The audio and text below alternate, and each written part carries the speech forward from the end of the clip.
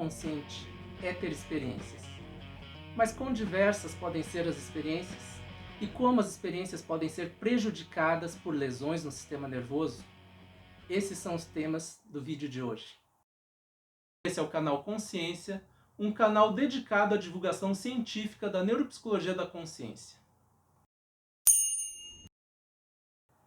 A consciência envolve vários tipos de experiências possíveis, a cada instante, umas se tornando mais salientes em detrimento de outras. Para exemplificar isso, vamos abordar uma cena trivial, que todos nós temos familiaridade. Quando você assiste a um filme, você pode ter uma série de experiências. Você pode ter a experiência de ver e ouvir o que está acontecendo no filme. Você pode ter a experiência de ter um pensamento a respeito do que está acontecendo no filme. Você pode ter um sentimento a respeito do que está acontecendo no filme. A qualidade dos filmes costuma ser julgada pela maneira como eles mexem com os sentimentos de quem assiste.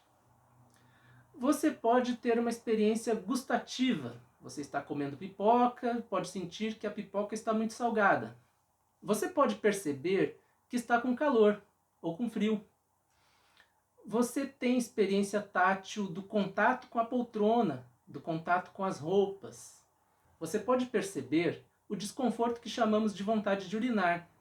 Você pode perceber que tem um cheiro estranho aqui, que será isso?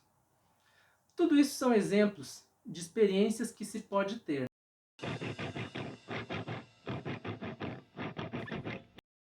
Como vimos nesses exemplos, as experiências podem ser do mundo externo ou de si mesmo. As experiências são reportáveis. A pessoa é capaz de notar, detectar o que está acontecendo. Talvez a experiência não seja fácil de descrever. Talvez seja impossível descrever algumas. Mas ela é fácil de ser reportada.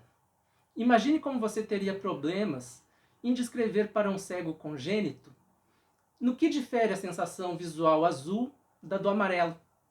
Mas é fácil reportar que o objeto que você vê é azul, não amarelo. As experiências têm propriedades fenomenológicas, ou seja, as experiências visuais têm determinadas propriedades fenomenológicas, cor, brilho, que as caracterizam e as distinguem, por exemplo, das experiências auditivas. As táteis, as emocionais, todas as experiências têm suas propriedades fenomenológicas. Então, dentre as diversas experiências possíveis, vamos começar falando da esterocepção, o meio pelo qual temos experiência do mundo externo. A esterocepção envolve os 5 sentidos que conhecemos. A experiência esteroceptiva começa em superfícies sensoriais. A retina, a língua, a pele. Essas superfícies são dotadas de células especializadas, sensíveis a eventos físicos ou químicos, que são convertidos em impulsos nervosos. O tato não acontece na pele. Para que ele aconteça, é necessário que os impulsos nervosos percorram um caminho. Precisamos sempre lembrar que o cérebro fica isolado e protegido do mundo, alojado na caixa craniana. O cérebro não tem contato com luz ou com sabor. Ele apenas decodifica os impulsos nervosos que se originam nas células especializadas das superfícies sensoriais. Por meio disso, o cérebro pode inferir o que acontece no mundo externo. Dessa forma, para que a experiência aconteça, é necessária a integridade do sistema que processa aquele tipo de experiência. Lesão em qualquer parte do caminho que os impulsos nervosos percorrem vai comprometer aquele tipo de experiência.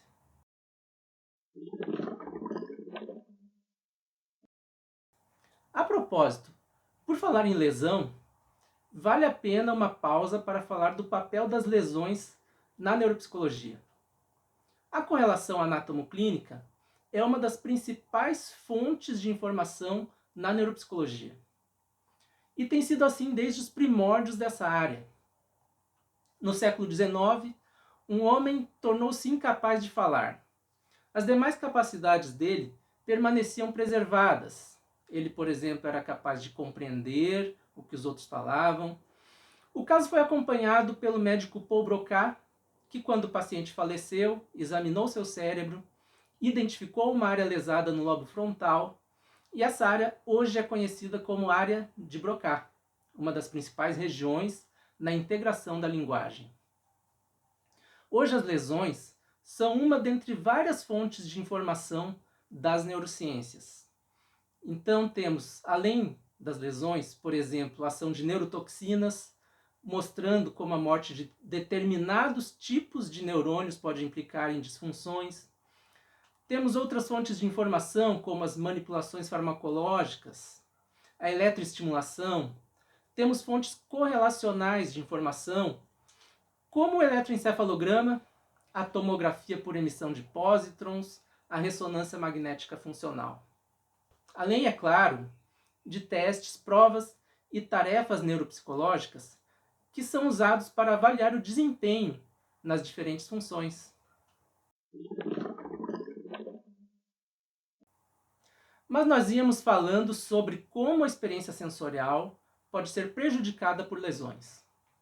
Tratando da esterocepção, podemos abordar o exemplo da visão. Como podemos ver na imagem, há vários tipos de lesões nas vias visuais que podem levar à cegueira. Essa cegueira pode ser parcial, dependendo da posição onde acontece a lesão, existe determinado prejuízo. Na visão de um ou dos dois olhos, no campo visual direito ou esquerdo de cada olho. Mas o processamento visual tem alguns aspectos muito mais especializados. Exemplifica isso a prosopagnosia, que é um prejuízo no reconhecimento de faces. A prosopagnosia acontece associada à lesão na área facial do giro fusiforme, que fica na parte ventral do lobo temporal. E temos outros exemplos que também vêm mostrar especializações no processamento visual. É o caso da cinetopsia, que é um prejuízo em perceber movimento. A cinetopsia acontece associada à lesão na área V5, uma área que fica no limite aproximadamente entre o lobo occipital e o lobo temporal. E existem outros exemplos, como na audição, a surdez pura para palavras. Nesse tipo de agnosia, a pessoa não se torna surda verdadeiramente. Ela perde apenas a sua capacidade de compreender palavras. Isso se dá associado à lesão numa região do giro superior do lobo temporal.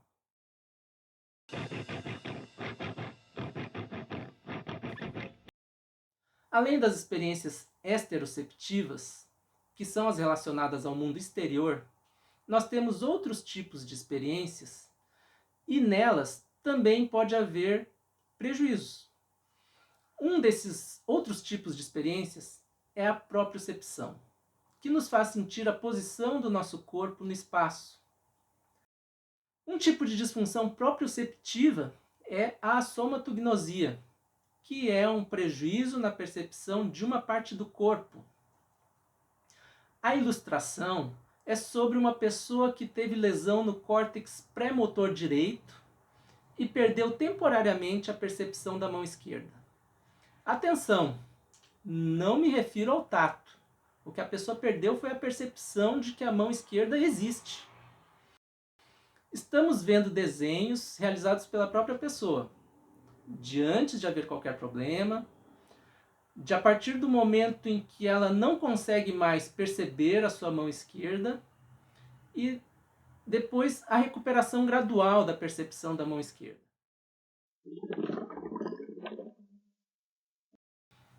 Nós temos também a percepção do funcionamento dos nossos órgãos internos, ou seja, nossa interocepção, onde também pode haver disfunção. Na condição conhecida como alexitimia, que na origem grega da palavra significa sem palavras para emoções, acontece um prejuízo na capacidade de identificar emoções. Para a identificação de emoções, as informações oriundas do funcionamento de nossos órgãos internos são muito importantes. Por exemplo, o batimento cardíaco acelerado ou aquele frio na barriga. Uma região que cumpre um papel-chave no monitoramento do estado de nosso corpo é a ínsula. A alexithymia se dá no contexto de um prejuízo na comunicação entre a ínsula e regiões corticais, como o córtex cingulado anterior e o córtex pré-frontal dorso-medial. Então, na alexithymia, existe uma perda da capacidade de identificar emoções, condição que em casos extremos pode ser entendida como uma agnosia afetiva.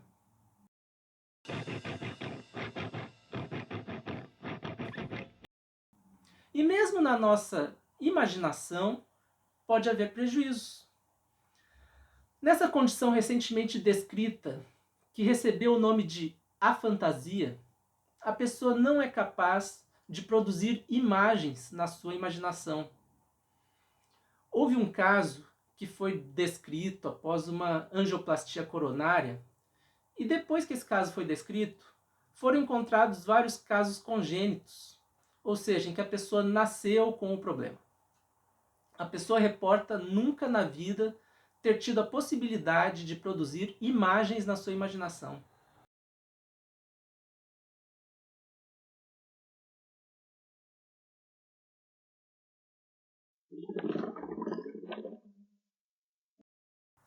Há aspectos da nossa vida experiencial que se tornam mais notados apenas quando falham, quando funcionam mal.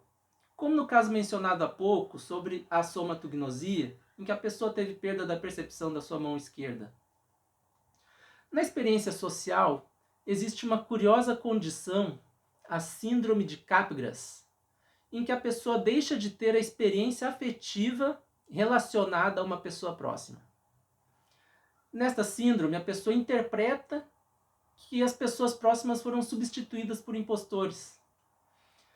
É a conclusão a que essa pessoa consegue chegar ao perceber que aquela mulher que está ali próxima é idêntica à sua mãe, mas que ele não está sentindo absolutamente nada por ela. A única explicação a que a pessoa consegue chegar é que a mãe dele foi substituída por uma impostora. A síndrome de Capgras ocorre predominantemente na esquizofrenia, mas pode ocorrer associada à demência, trauma crânioencefálico, epilepsia, entre outros tipos de casos.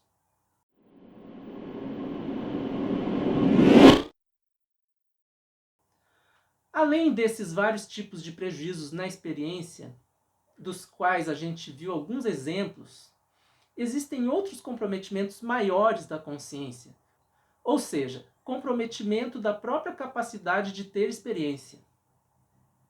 Em parte deles, ainda é preservado o ciclo sono-vigília e alguma responsividade ao ambiente. Em outros desses comprometimentos, nem isso está preservado. São exemplos desses comprometimentos o mutismo acinético, as crises epilépticas de ausência, o estado vegetativo persistente e o coma.